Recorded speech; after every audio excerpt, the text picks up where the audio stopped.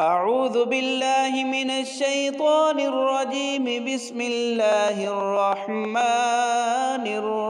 الرحيم. يا أيها المزمل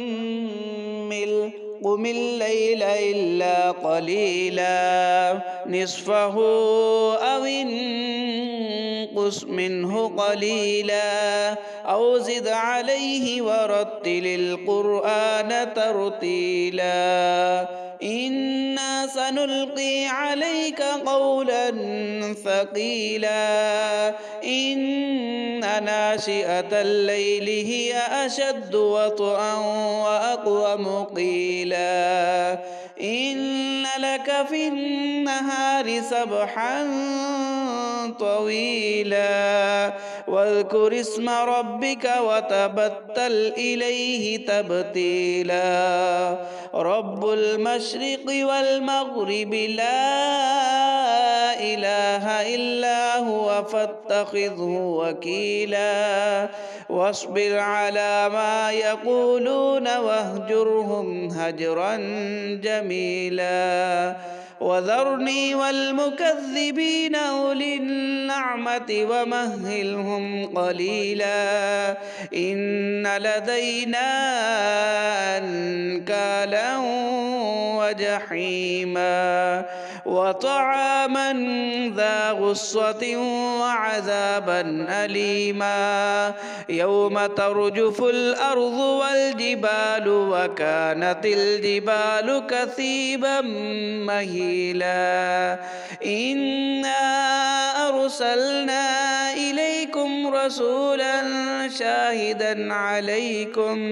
شاهدا عليكم كما أرسلنا إلى فرعون رسولا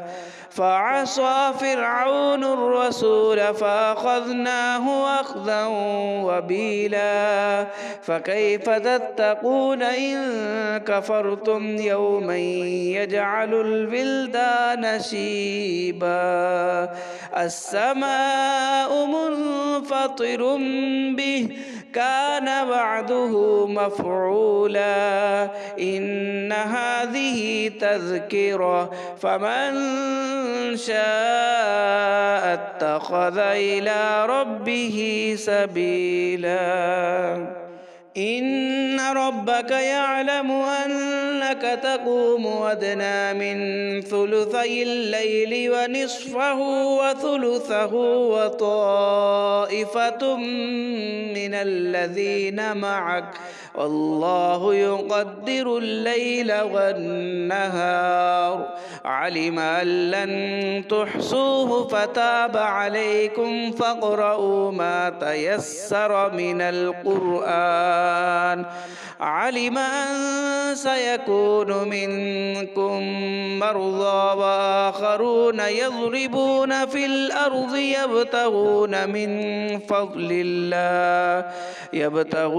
من فضل الله وآخرون يقاتلون في سبيل الله فاقرؤوا ما تيسر منه وأقيموا الصلاة وآتوا الزكاة وأقرضوا الله قرضا حسنا وما تقدموا لأنفسكم من خير تجدوه عند الله هو خيرا وأعظم أجرا واستغفروا الله إن الله غفور